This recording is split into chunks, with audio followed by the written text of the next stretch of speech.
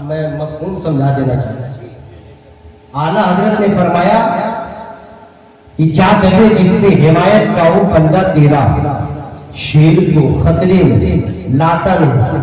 खतरे मतलब यहाँ अपने डर में, खतर में, अपने खौफ में।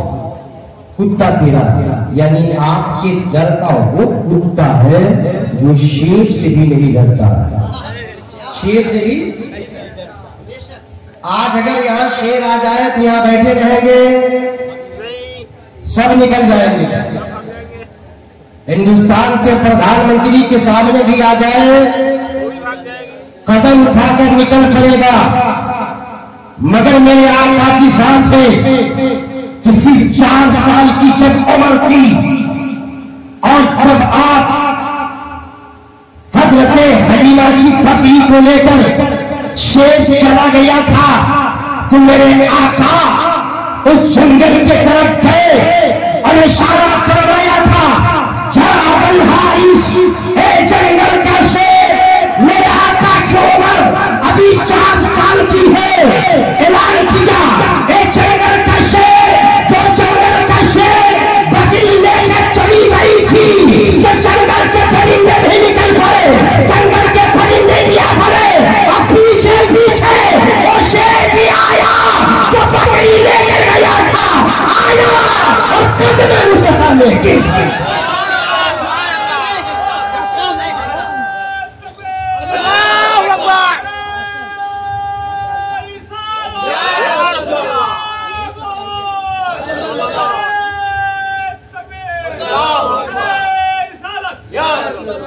अच्छा। वो शेर हजरत हलीमा की बकरी को लेकर क्यों किया है? शेर का जिक्र आया इसलिए मैं सोचा कि जरा ये तारीख आपके कल्ब और ज़हन में क्यों नहीं किया है। शेर का काम क्या होता है? इंसान को पकड़ेंगे, जानवर को पकड़े, चीड़ फाड़ लेना, खा जाना। लेकिन वो बकरी ले लिया और जब मेरे आका ने फरमाया कि जंगल का शेर, तो बकरी को वापस जंगल का शेर ले आया और वापस कर दिया। मेरे आका बकरी को लीजिए, साथ में आपके रजाई भाई हजरत अब्दुल्ला है, आपकी रजाई मां हजरत हलीमा है।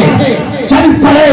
हजरत हलीमा ने कहा था, ए बाबू मोहम्मद, शेर से जब तुम कह रहे थे वो बात तो मैं समझ रही थी, मगर शेर जो आपके कान में कह रहा था वो मैं नहीं समझ रही थी। शेर आपसे क्या कह रहा था? शेर आपसे क्या बातें कर रहा था?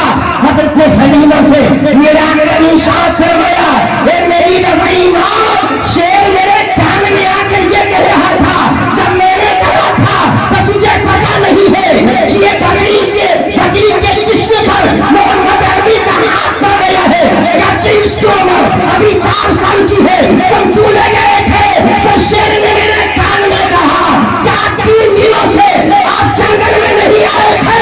जंगल के परिंदे, जंगल के परिंदे, जंगल में चूहे, जंगल के मकोड़े, सभी जानवर थे। आपके रुखे जानवर की, आपको चेहरे मुबारक की ज़ियारत न हो सकी, बेचैन हो गए, बेकरार हो गए। आपस में मशवरा किया कि मोहम्मद की बकरी उठा लो। जब मोहम्मद बकरी छुड़ाने के लिए आएंगे तो मोहम्मद के चेहरे की ज़ियारत हो जाएगी।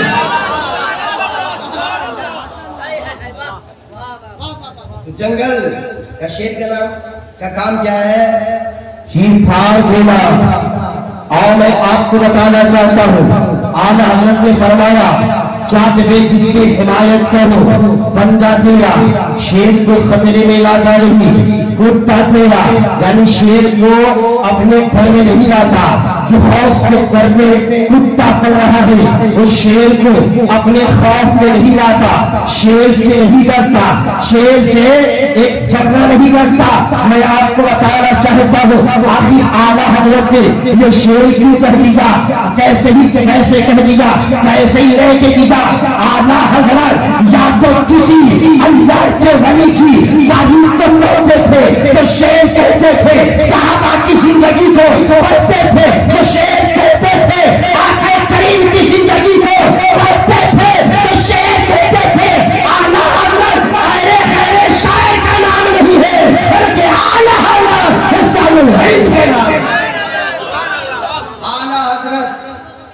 क्यों शेर को कहा? गौसे पाक का जमाना है और मैं आपको बता दूं, वली जो होते हैं वो पावरफुल होते हैं। वली जो होते हैं हम और आप शेर पे सवारी कर सकते हैं? नहीं। हम और आपको बाइक पर भी सवारी करके महफिल में एक्सीडेंट कर जाते हैं, गिर जाते हैं, तो हमारा जो है टूट जाता है जिस। मगर उस जमाने में एक अल्लाह के वली थे जिनका नाम हजरत शेख अहमद जान, वो शेर पर सवारी किया करते थे। किस चीज पे? ये सबके बस आपकी बात नहीं है, अल्लाह के वली है जिनका कब्जे इख्तियार खुदा की अता से हुआ करता है। मैं आपको बताना चाहता हूँ, हजरत शेख अहमद जान शेर पे सवार होकर के मेहमानी में जाया करते थे। चलते चलते आप बगदाद शहर में आ गया, याद आया कि गौसे पाक की खानकाह में हाजिर होना चाहिए। खानकाह में हाजिर होना चाहिए। आप यहाँ आए हैं, आप काबिल मुबारकबाद। खानकाह में हाजिरी से इंसान का ईमान और अकीदा महफूज हो जाएगा। ईमान और अकीदा महफूज हो जाता है। हजरत शेख अहमद जान ने अपने खादिम से हजरत गौसे पाक की बारगाह में पैगाम भिजवा दिया कि मैं आ रहा हूँ, गौसे पाक को बता दें और कह देना कि मैं शेर पे सवारी करके आता हूँ, मेरे शेर के लिए एक गाय का इंतजाम करें, उसकी खुराक का इंतजाम आप करें। गाय की शक्ल सूरत में तारीफ बताती है। हजरत गौसे आजम ने कहा ठीक है। वक्त मुकर्ररा पर वल्लाह के वली शेख अहमद जान हजरत गौसे आजम की खानकाह में हाजिर हो जाते हैं। कलाम होता है, बातें होती है, दस्तरखान लगाया जाता है, कहा जाता है खाना रोज फरमाए, क्या खाना तो खाऊंगा, मगर आपको पता है कि मैं शेर पर सवारी करके आया हूँ, मेरे शेर के लिए आपने क्या इंतजाम किया है? उसकी खुराक का भी कोई इंतजाम है? गौसे पाक ने कहा हाँ हाँ। अपने नौकर से कहा कि जाओ फला जगह पे गाय बंधी हुई है, उठा लो और सामने कर दो। शेर की तारीफ बताती है, गाय को शेर के सामने कर दिया गया। अब शेर को हजरत शेख अहमद जान इशारा करवा रहे हैं, शेर देखता क्या है, इधर दस्तरखान हमारे लिए सजा है, उधर गाय तेरे लिए आ गई है, जा गाय को चीर दे, गाय को फाड़ दे, अपनी खुराक बना ले। वो जब कदम बढ़ाया और पंजे के साथ हजरत गौसे आजम की गाय पर हमला करना चाहा कि उसके दर पे पलने वाला कुत्ता पालतू कुत्ता नहीं बता कर बैठ दिया था।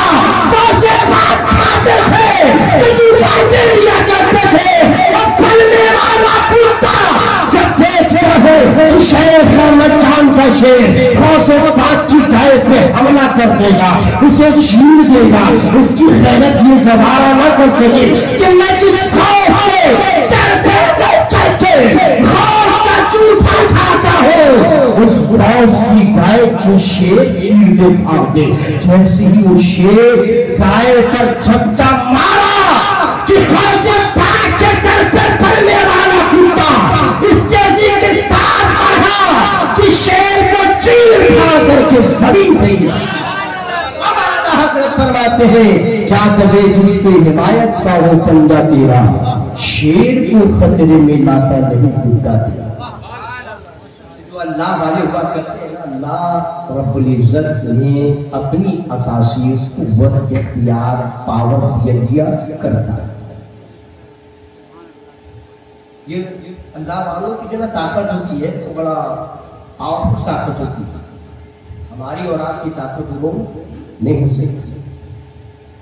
देखिए हम यहाँ पर आए हुए हैं ना, आप की आंख मुझे देख रही है ना, मैं आपको देख रहा हूँ, मेरा हाथ हरकत में है, आप हिल डोल रहे हैं, आपका हाथ जिस्म हरकत में है, दिल गुर्दा चल रहा है, तब सांसें बाकी है, ये सब कुछ हो रहा है। क्यों हो रहा है?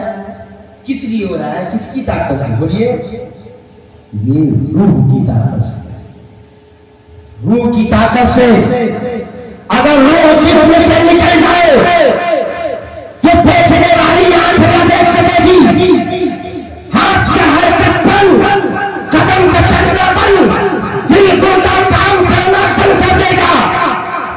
यानी ये रूह की ताकत है जो आपका कदम उठता है, आपका हर हाथ हरकत में आता है, ये रूह की ताकत है। मगर आइए मगर एक और ताकत का मुशाहिदा करा रहा है, एक और ताकत को सुनिए। देखिए आप नजर उठाइए तो क्या दिखेगा आपके? शामियाना। अब शामियाने के ऊपर कोई दरख्त का पत्ता करके गिर गया कि चूल्हा मकोड़ा गिरा हुआ है, आप उसे देख नहीं सकते, देख सकते हैं नहीं? यानी आपकी नजर जो है के लिए ये शामियाना मुंतहाए नजर।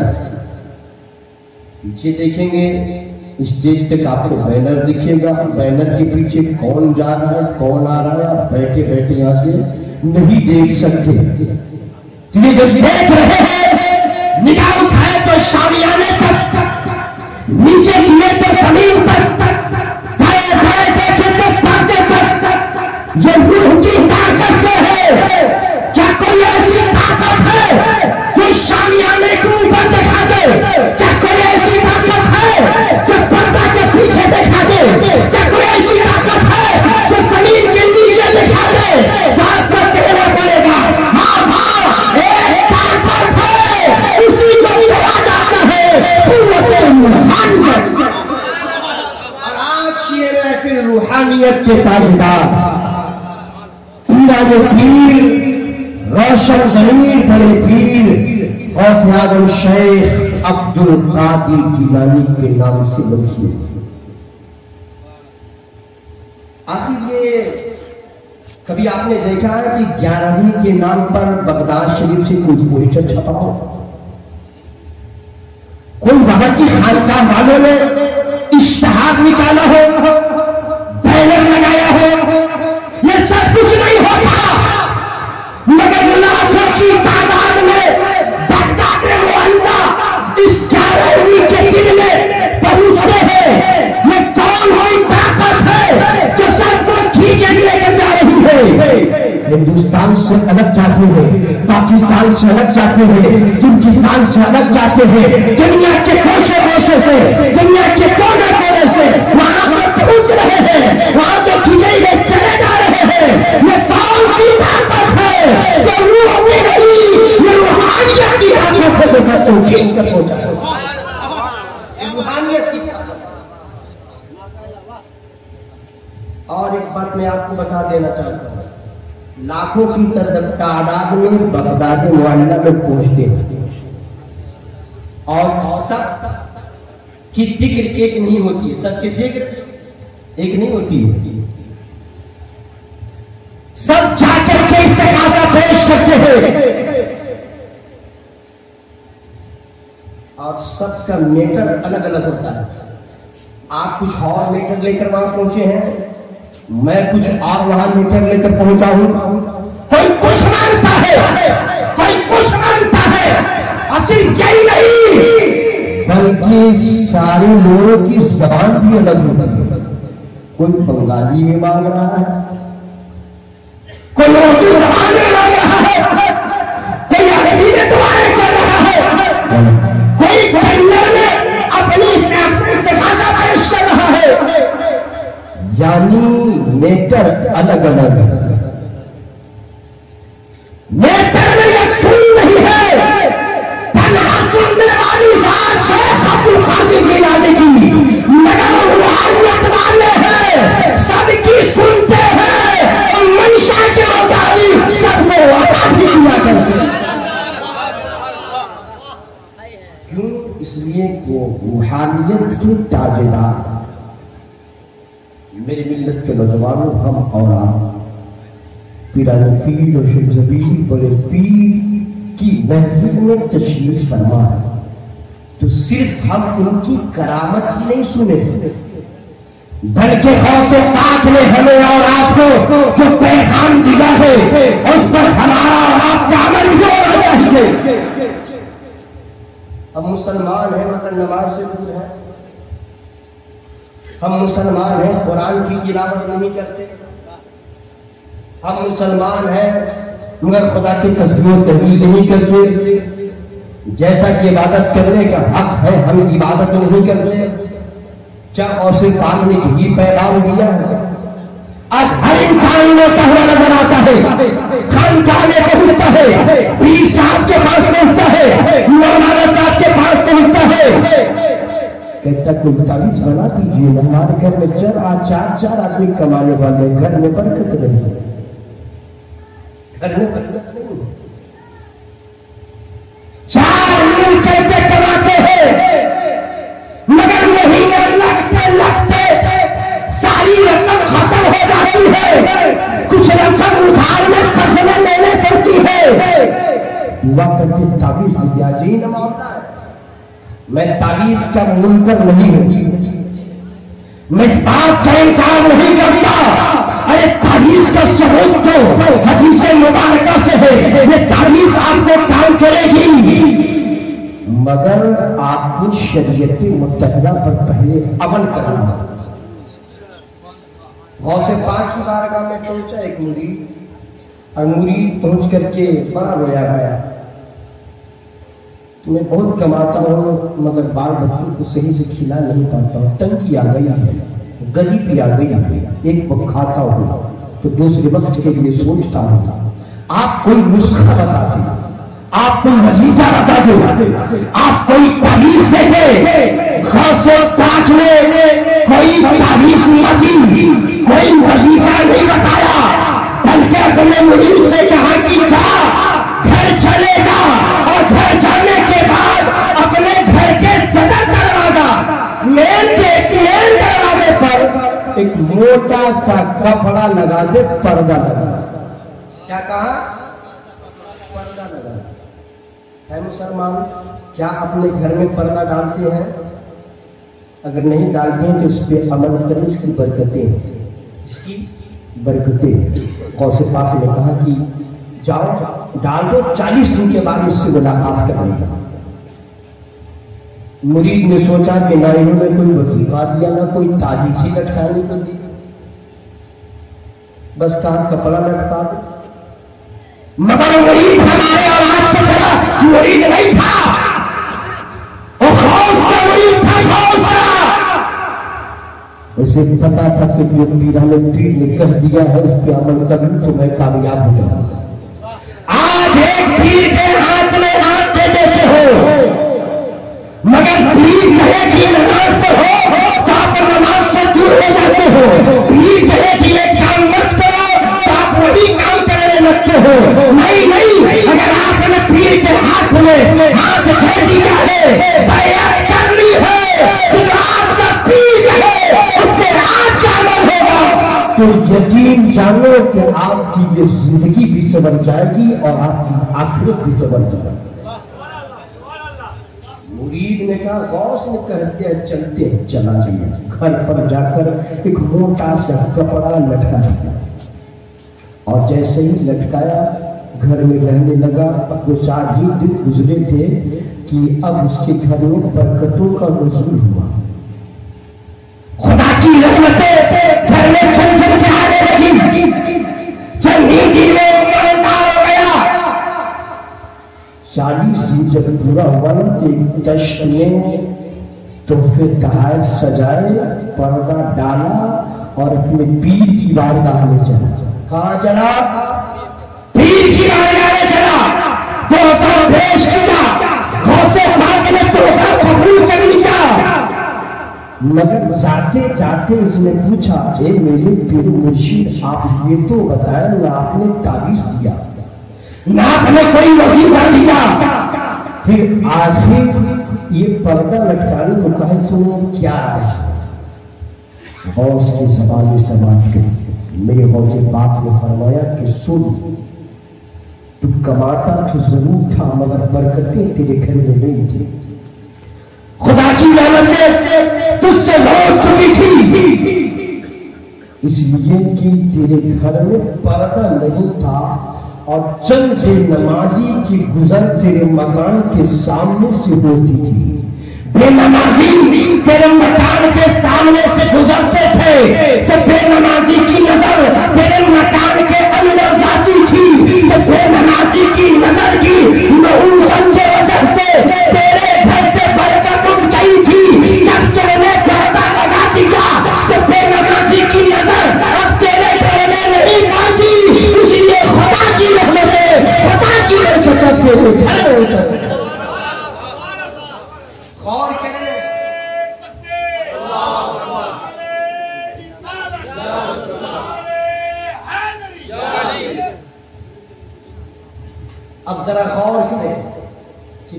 नमाजी की नजर अगर घर में पड़ जाए तो घर की बरकतें घर से दूर हो जाए। अब सिरे से घर में कोई नमाजी नहीं पढ़ता हो, सीधे से घर में कोई नमाजी नहीं पढ़ता हो, कहने मुझे बार बार डॉक्टर के पास जाने पड़ता है, मुझे बार बार तबीब के पास, हकीम के पास जाने पड़ता है, बार बार बाबाओं के पास जाने पड़ता है। अगर चाहते हो कि आपको बाबा के घर पर जाने की जरूरत न पड़े, अगर आप चाहते हो कि डॉक्टर के पास हमें वक्त न रहना पड़े, हकीम की ज्यादा जरूरत न पड़े, तो आपको तहैया कर लो कि हम भी नमाज पढ़ेंगे, हमारी घर की बेटियां भी नमाज पढ़ेंगी और हमारे घर के बेटे भी नमाज पढ़ेंगे। जब आपका इस पर अमल हो जाएगा तो फिर देखना कि बनाए आपके घर से दूर हो जाएगा। मगर शर्त है कि आप पंजवक्ता बाजमात नमाज अदा करने की कोशिश करें, और खुदा न खास्ता जमात छूट जाती है, वक्त बाकी है, तो आप अदा करने की फौरन कोशिश करें, अगर से आपको तन्हा अदा करना। हम इन चीजों पे गौर ही नहीं करते कि गौसे पाक ने हमें क्या पैगाम दिया। और एक बात मैं अर्ज कर देना चाहता हूं,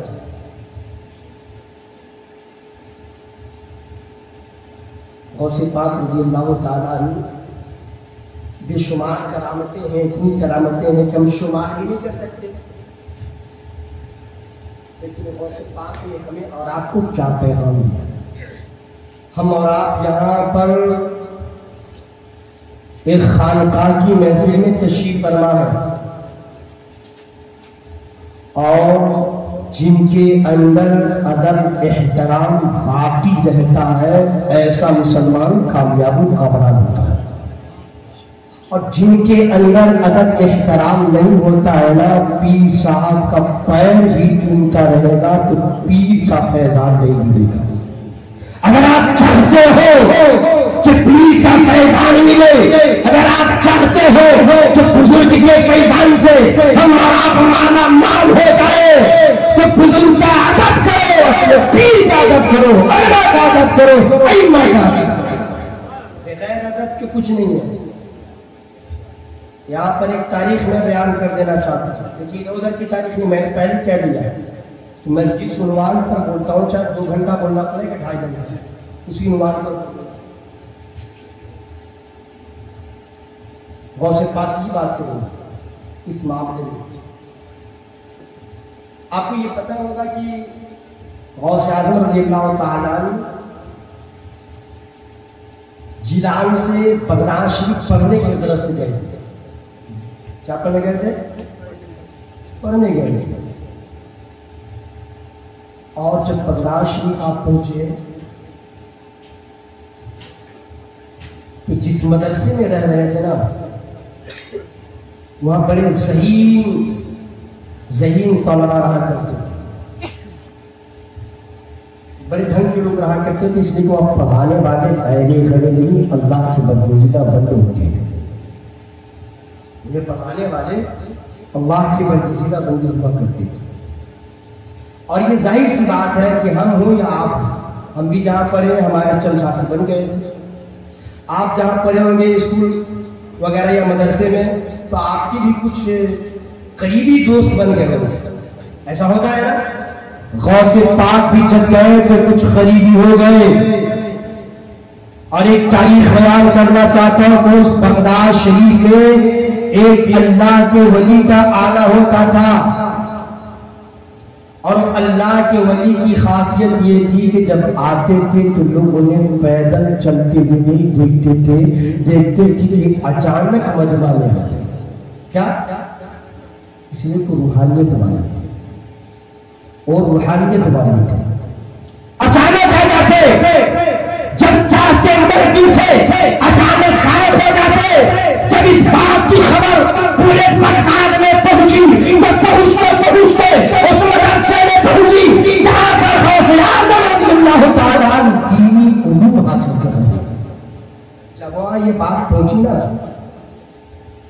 तो आप आपके जो दोस्त लोग थे आपस में मशवरा किए कि इतने बड़े अल्लाह के वली कि अचानक मजमा में आ जाते हैं, अचानक गायब हो जाते हैं, किसी को नजर भी नहीं पड़ती कि कब आए और कब गए। चलो उनकी ज़ियारत की जाए, चलो उनकी ज़ियारत की जाए। तारीख बताती है कि तैयार है। बहुत सारे के साथियों में एक बहुत बड़ा शहीद था जिसका नाम इब्ने सक्का था। क्या था? इब्ने सक्का। बहुत शहीद, बहुत जहानत का मालिक। उसे अपने फिक्र पे नाज था, नाज। लेकिन कभी कभी उल्टा हो जाता है कि जो ज्यादा कलमंदी दिखाता है, ज्यादा जहानत दिखाता है, वो खड्डे में गिर जाया करता है। बड़ा शहीद वकील था, कहाँ चले चलते हैं। हजरत शेख अब्दुल कादिर जीलानी को तैयार किया, उन्होंने सबका खुद भी तैयार हुआ। तीसरे एक साथी थे जिनका नाम अब्दुल्ला था, उन्हें भी तैयार किया। 3 साथी तैयार हुए। कहा जाने के लिए?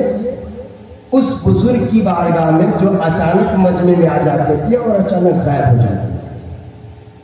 जब चलने लगे तो जो ज्यादा जहीन था ना इब्ने सक्का, उसने अपने दोनों साथियों से कहा, अब्दुल्ला से और शेख अब्दुल कादिर जीलानी से, कि ऐसा करो कि बड़ी नाम सुना है अल्लाह का वली है, बड़ी नाम सुना है कि अचानक आते हो जाते हैं।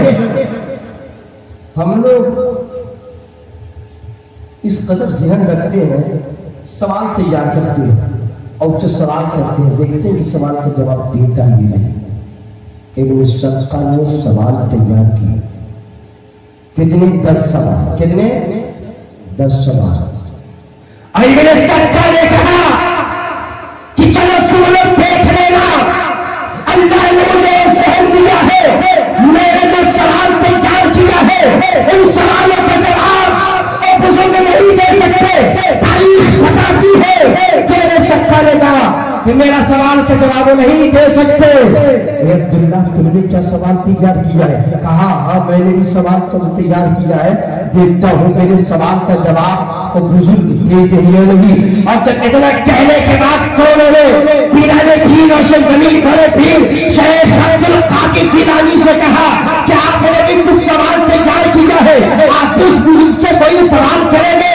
शेख अब्दुल कादिर जीलानी ने कहा, मुझे माने बगदाद शहर में पढ़ने के लिए भेजा है, किसी बुजुर्ग को पढ़ने के लिए नहीं भेजा है। मेरी मां ने मुझे इल्म हासिल करने के लिए भेजा है, मैं अल्लाह के वली से टकराने के लिए भेजा है।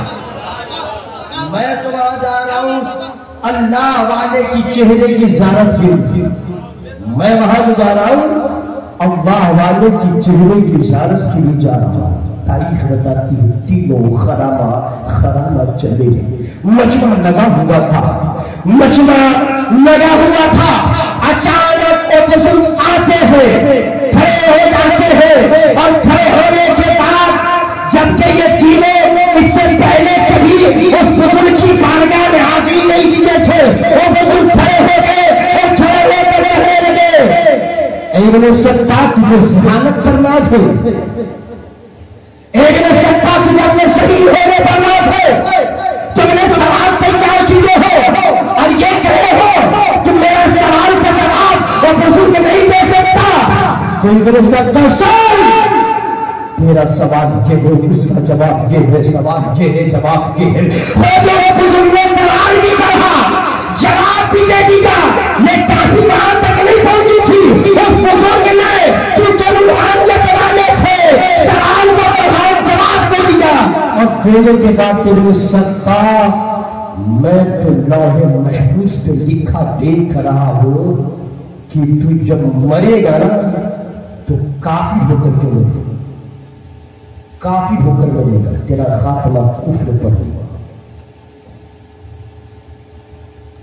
अब उस बुजुर्ग ने अब्दुल्ला की तरफ अपना रुख क्या कहा, अब्दुल्ला तुमने भी सवाल तैयार किए हो, अब तुमने ये कहा था कि देखता हूं मैं सवाल करूंगा, मेरे सवाल का जवाब नारे रिसालत, औलादे गौसे आज़म, औलादे गौसे आज़म हुजूर सैयद आसिफुर रहमान साहेब किबला, हुजूर सैयद आसिफुर रहमान साहेब किबला, खनकाए बासतिया असराफिया, खनकाए बासतिया असराफिया, जश्न गौसुलरा कॉन्फ्रेंस में तकबीर में रिसालत।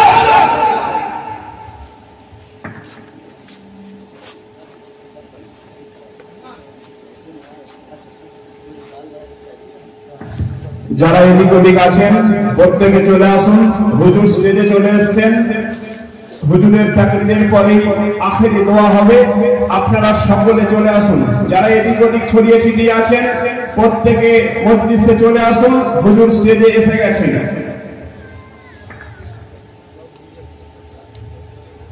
फिर उस बुजुर्ग ने अब्दुल्ला के पे रुख किया और क्या कहा, तुमने ये कहा था कि मैं सवाल करूंगा, देखता हूँ मेरे सवाल का जवाब दे पाते हुए नहीं। ये अब्दुल्ला तेरा सवाल ये है, उसका जवाब ये है, सुन मैं देख रहा हूं कि तू आलिम तो जरूर बनेगा मगर दुनिया में इस कदर मग्न हो जाएगा कि इल्म तुझे कोई काम न देगा, हत्ता कि तुम 2 रकात सही से नमाज भी नहीं पढ़ पाओ। दोनों का जवाब दिया। फिर तीसरी तरफ उस बुजुर्ग ने नजर किया हजरत शेख अब्दुल कादिर जिलानी की तरफ और कहने लगे, ए अब्दुल कादिर, खड़े होकर के मेरे सीने से लग जाओ। आज तुमने अदब दिखा करके समाने वाले को बता दिया, जो तुमने अदब किया है उसका सिला ये है कि लौहे महफूज पर मैं लिखता देख रहा हूं कि यही बर्दाश्त शरा होगा। मिंबर पर खड़े होकर कि ऐलान करोगे कि मेरा कदम तमाम वलियों की करो। और यही हुआ। इब्ने सब्ता जब मरा ना कि ईमान पर उसका खात्मा नहीं हुआ, उसका खात्मा कुफ्र पर। अब्दुल्ला आलिम जरूर बनाए मगर उनका इल्म कोई काम न किया, दुनिया में मुक्त हो गए। आया तो शेख अब्दुल कादिर जिलानी को लोगों ने देखा जब उन्होंने ऐलान फरमाया कि मेरा कदम वलियों की गर्दन पर है। मेरी मिल्लत के नौजवान, ये क्यों हुआ? खौसे पाक को ये सब मकाम क्यों मिला?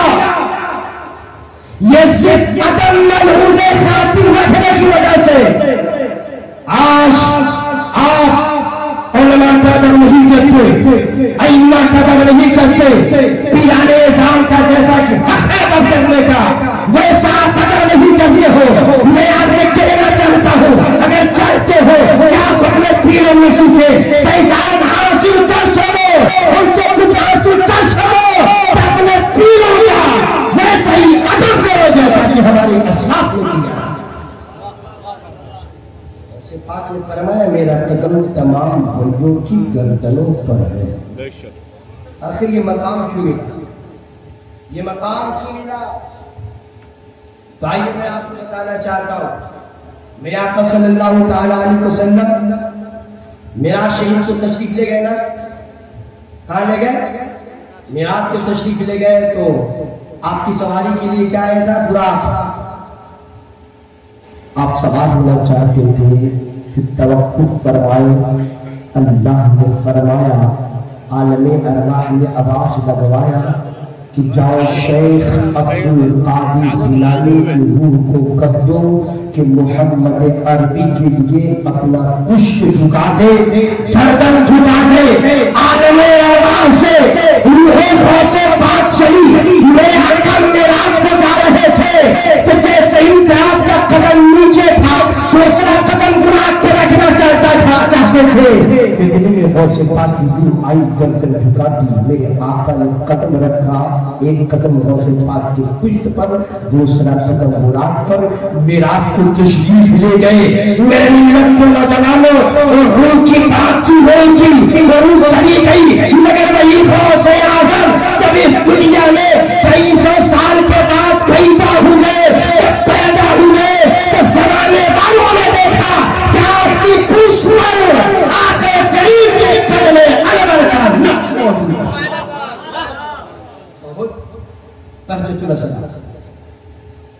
तो आपको ये सब सारी तारीखें आपको मिली। गौस आज़म तमाम वलियों के सरदार हैं, तमाम वलियों के सरदार। बस 2 मिनट में अपनी गुफ्तगू को समेट रहा कि गौस आज़म के तसव्वुफ को आप क्या समझेंगे।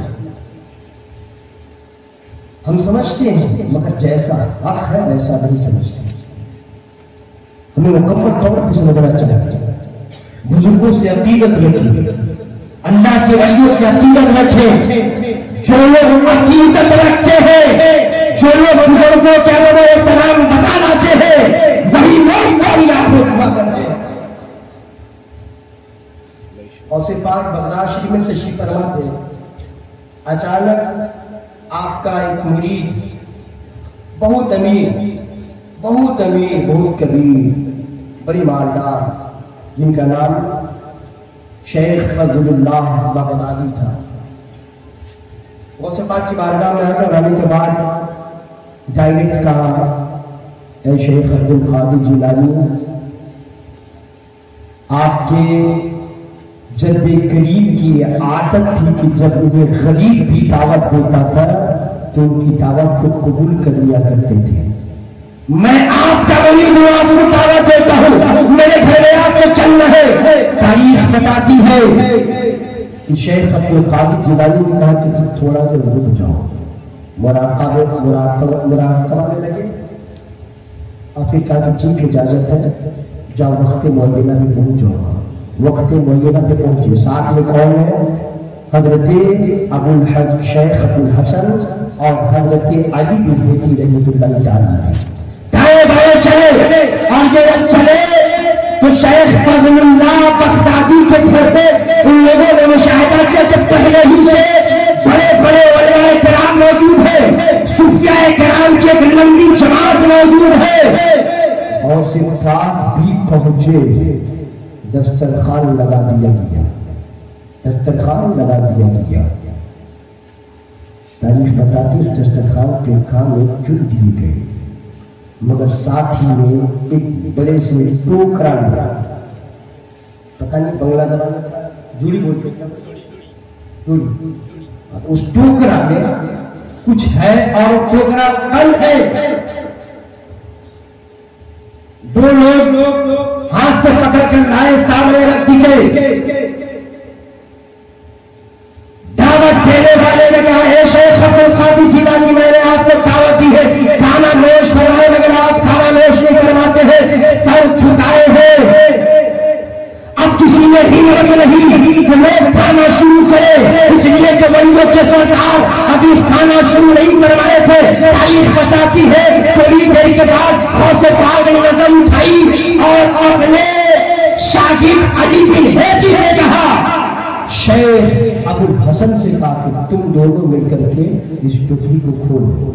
जब खोले तो देख कर लोग हैरान हो गए। उस टोकरी में, उस झोली में एक बच्चा है, हाथ का लूझा है, पैर का लंगड़ा है, दिल काम नहीं करता, यानी बच्चा मुकम्मल तौर पर माजूर था चलने फिरने से। पूछा कौन है, तो पता चले कोई और नहीं, जो आपको दावत दिए शेख फजलुल्लाह बगदादी, ये उन्हीं का बेटा है। चलने फिरने से मासूम है, पैर का लंगड़ा है, हाथ का लूला है। गौसे पाक ने नजर उठाई और उठाने के बाद उस माजूर बच्चे से कहा, ए माजूर बच्चे, अब्दुल कादिर कहता है कि अपने कदम पे खड़े होगा, और खड़े न होगा तब अपने कदम पर चलता मेरे पास आ जा। के इस जुमले में न जाने कौन सी तासीर थी, वो माजूर बच्चा सीखता जाता है, चलता हुआ हौसला में हाजिर होता है।